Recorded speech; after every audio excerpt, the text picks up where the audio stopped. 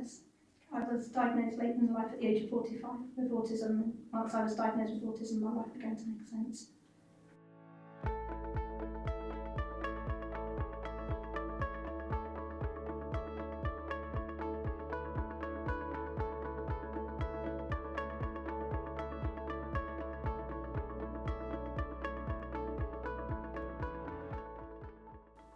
To me, it means that I'm now able to understand myself.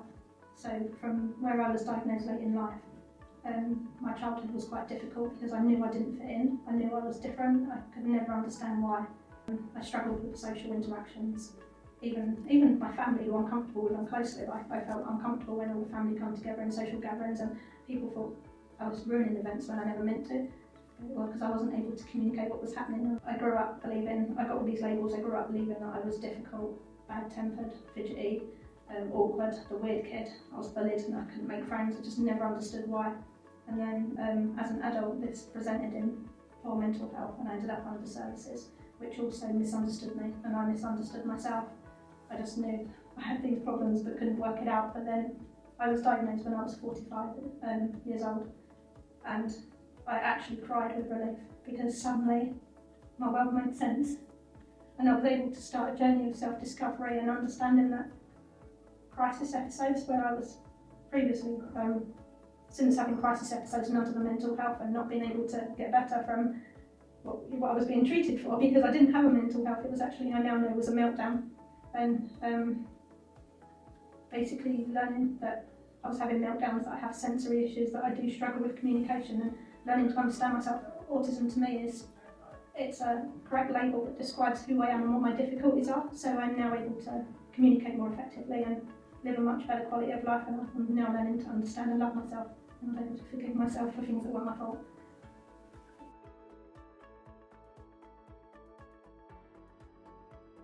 I've had lots of challenges, like obviously pre-being diagnosed and being misunderstood, but since when I was diagnosed, I thought there'd be a lot of support out there. I thought I would be understood. I don't know what I thought really, but I thought life would be easier. But the challenges I've begun to realise since being diagnosed autistic is that it's a barrier for accessing services that are outside of the Maudsley. And it's been a barrier to some jobs that I've applied for and things like that. And some of the challenges I've come up against is asking for reasonable adjustments, and people are not willing because they're like, if it's family, it's like, you're with us, you know us, you know you can get through this. Or somebody says, I'll just stay another hour, not realising that I'm trying to prevent a meltdown.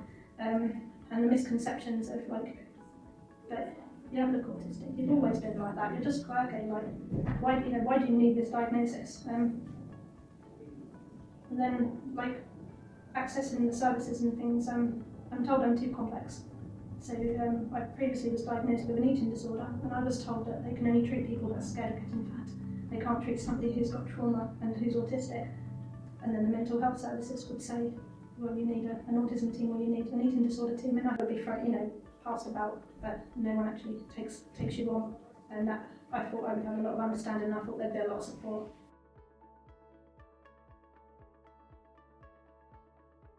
I did a lot of work on myself by doing some research, by needing to learn everything I could about autism, which sometimes was positive, sometimes was negative, because you can read things like where people tell you to unmask, and that you can just be your full autistic, authentic self now, but in reality when you completely unmask it can cause more problems.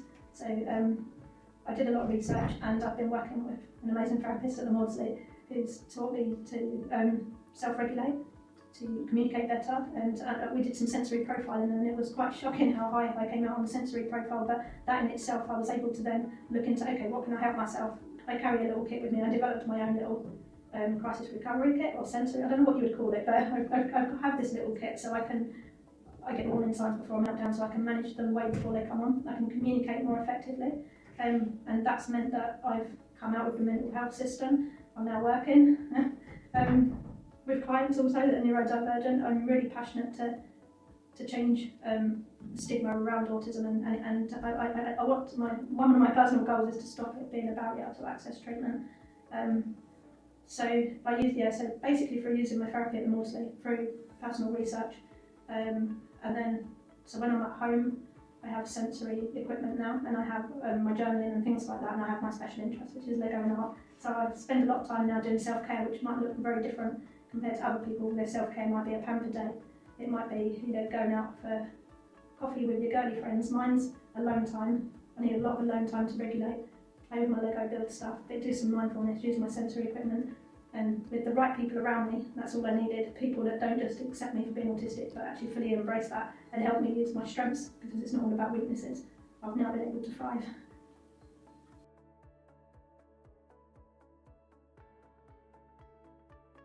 Don't ever be ashamed of having the diagnosis, and that there's nothing wrong with you. That you are absolutely perfect just the way you are, and that just because your brain's wired differently and the world might not be set up for people like us, it doesn't mean that we don't fit in the world. And it means that we can bring so much to the world that other people can't. So with the right people behind you and the right people that embrace you for who you are, you can go really far by using your strengths. It's not all about your weaknesses, and there is a place for you in the world. It doesn't mean that you're no good and there's something wrong with you. And reasonable adjustments are actually really needed, because with reasonable adjustments I can thrive.